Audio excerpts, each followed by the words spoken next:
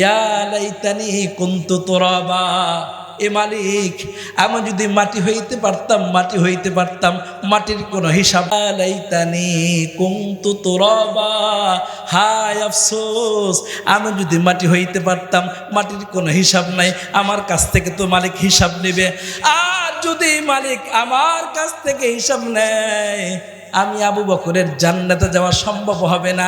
তাই তো সিদ্দিক আকবর সময় পাইলেই জানামাজে দাঁড়ায় যাইতেন, সময় পাইলেই জান্নাতুল বাকির মধ্যে চলে যাইতেন, ওই কবরওয়ালার সাথে কথা বলতেন, কবরওয়ালাদের সাথে কথা বলতেন। সিদ্দিক আকবর যখন খলিফা হইলেন, মুসলমান ইমানদার আল্লাহর গোলাম সিদ্দিক আকবর যখন তিনি খলিফা হইলেন, খলিফা হওয়ার পরে রাত্র গভীর হয়, আপনি আমি এমপি হইলে, চেয়ারম্যান হইলে রাত্র গভীর হইলে ঘুম বেড়ে যায়, আরামের ঘুম।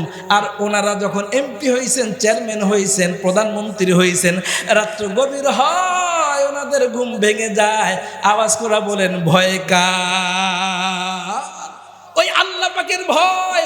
আল্লাহর গোলাম জনগণের হক আদায় করতে পারলাম কিনা, জনগণ আমার উপরে সন্তুষ্ট কিনা, তাদের হক আদায় করতে পারলাম কিনা, আল্লাহ কি আমার উপরে সন্তুষ্ট, আল্লাহর হক আদায় করতে পারলাম কিনা।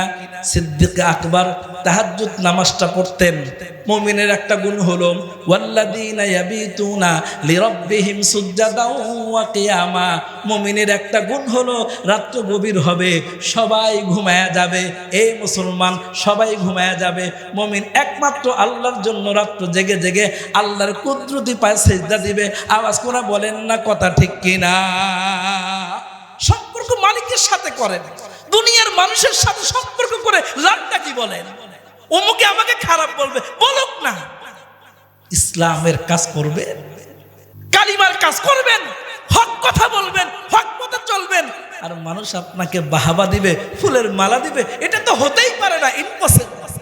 যদি তাই হতো তাহলে সবচেয়ে বেশি ফুলের মালা আল্লাহ নবী পাইতো। আওয়াজ করে বলেন কথা ঠিক না বেঠিক? যদি তাই হয়, হক কথা বললে, সঠিক কথা বললে, সমাজের বাতিলের বিরুদ্ধে কথা বললে, মানুষ যদি আপনাকে আমাকে বাহাবা দিত, ফুলের মালা দিত, তাহলে আল্লাহর নবীর উপরে এই জমিনে হক কথা বাতিলের বিরুদ্ধে আর কেউ বলে নাই। আওয়াজ করে কোন কথা ঠিক না বেঠিক? আমার নবী হক কথা বলতে গিয়ে কি পেয়েছেন বলে? নামাজটা পর্যন্ত পড়তে পারেনি। নামাজ আজকে আমি নামাজে গেলে ইমাম সাহেব খুশি হয়ে যায়, মুয়াজ্জিন সাহেব খুশি হয়ে যায়, কমিটি খুশি হয়ে যায়, জনগণ খুশি হয়ে যায়। আমার মসজিদে অনেক মুসল্লি দেখা যায়, আমরাও মাহফিলে আসছেন, লোক বেশি হইলে আমরা খুশি হয়ে যাই। আর আল্লাহর নবীর জামানায় আমার নবী গেছেন নামাজ পড়ার জন্য, নবীর মাথার মধ্যে উটের নাড়ি ভরে দিল। কারণটা কি? আগে তো নবীকে কষ্ট দেওয়া হয় নাই, এখন নবীকে কষ্ট দেওয়া হয়। এর কারণটা কি? কারণ তালাশ করে দেখলাম, বুখারীর বর্ণনায় দেখলাম, তিরমিজির বর্ণনায় দেখলাম, তাফসীরের কিতাব ঘেটে দেখলাম। কারণ একটাই, নবীজি আগে, নবী হওয়ার আগে তিনি দাওয়াতের কাজ করেন নাই। নবী হওয়ার পরে জিম্মাদারি চলে আসছে। ওয়ানদির আশিরাতাকাল আকরাবিন।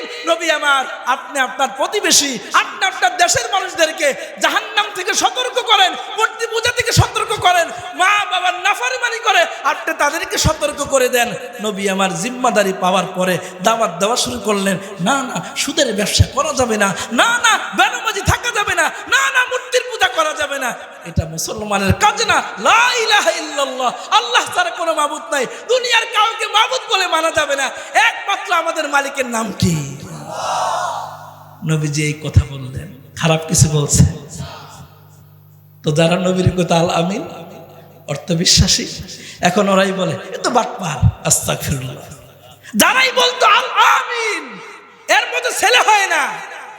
যখন নবী হক কথা বলতে শুরু করলেন, কালিমার দাওয়াত দিতে শুরু করলেন, তখনই আবার ওই ওরাই সাত্যবাস জিন্দাবাদ, ওই ওরাই বলে মুহাম্মাদের মতো দুষ্ট লোক আর দুনিয়াতে হয় না। মুসলমান ইমানদার আল্লাহর নবীর এই হাদিস থেকে শিক্ষা নেন। আপনিও যখন হক কথা বলবেন, হক পথে চলবেন, মানুষকে হকের দাওয়াত দিবেন, ওরা আপনার বিরুদ্ধে লেগে যাবে।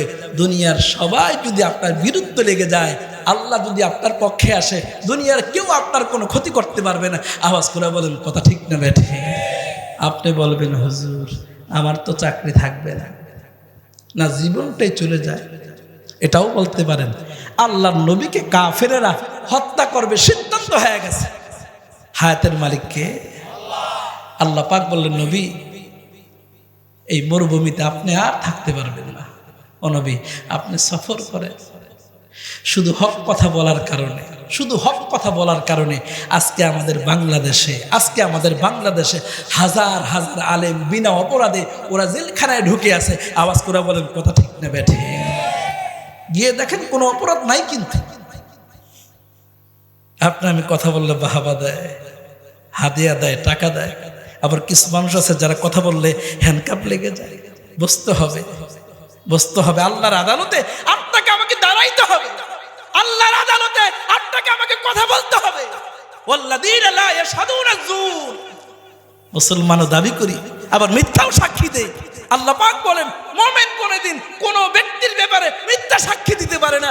1000 কোটি টাকা দিলেও সে মিথ্যা সাক্ষী দিবে না। কিন্তু আমাদের তো সেই ঈমানের পাওয়ারই নাই। আওয়াজ করে কোন ঠিক না বেঠিক? ঠিকও জবান থেকে বের হয় না। পিছনে মনে হয় কেউ আওয়ামী লীগের বসে আছে, না কেউ বিএনপির বসে আছে। এই যে আমরা হক কথার পক্ষে থাকতে পারি না। আবার আমাদের একটা অভ্যাস আছে, শুনলে আপনারা আশ্চর্য হয়ে যাবে। আমাদেরকে বাহাবা দেয় মুসল্লিরা, হুজুর বলবেন, আপনি হক কথা বলবেন।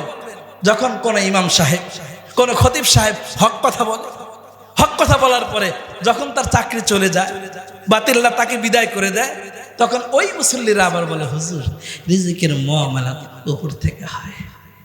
রিজিকের মুআমালা কোত্থেকে হয়? উপর থেকে হয়। তো হক কথা বলতে বললেন, হক কথা বললাম, হকের পক্ষে থাকলেন না, এখন বাতিলের পক্ষে চলে গেলেন। দলিল ভিত্তিক আলোচনা শুনতে খুব ভালো লাগে। কথা বলার পরে, হুজুর কথাটা কি বুখারীতে আছে? আচ্ছা, এই কথাটা কি কোরআনে আছে? মানে তার তো ইগোতে লেগেছে।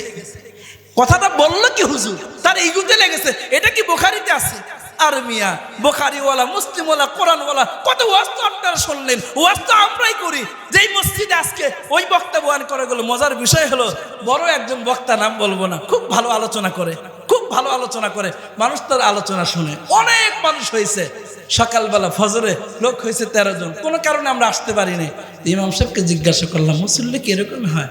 কয় না হুজুর, মুসল্লি তো মোটামুটি 50-60 জন হয় ফজরে, আজকে যে কম হইল। পরে আমি মজা করে বললাম, ওই যে রাত্রে দলিল ভিত্তিক আলোচনা হয়েছে না, দলিল ভিত্তিক আলোচনা শুনে আমার মুসল্লি ভাইরা দলিল ভিত্তিক বালিশ ছাড়া ঘুমায় গেছে। আওয়াজ করে ঠিক না বেঠিক? আর যতই দলিল শোনেন, যদি মনটা ঠিক না হয়, নিয়ত যদি ভালো না হয়, আরে মমতা যত গান গায়, তার গানে তো লক্ষ লক্ষ মানুষ শোনে, তার গানেও তো লক্ষ লক্ষ মানুষ আসে, লক্ষ লক্ষ মানুষ আসা, হাজার হাজার মানুষ আসা, এটা সফলতার চাবিকাঠি না। সফলতার চাবিকাঠি হলো আজকের মাহফিলের পরে আমার মসজিদ মুসল্লি বাড়ছে। এটা হলো সফলতার চাবিকাঠি। আল্লাহ তাআলা সফলতা বুঝবার তৌফিক দান করে, আমিন।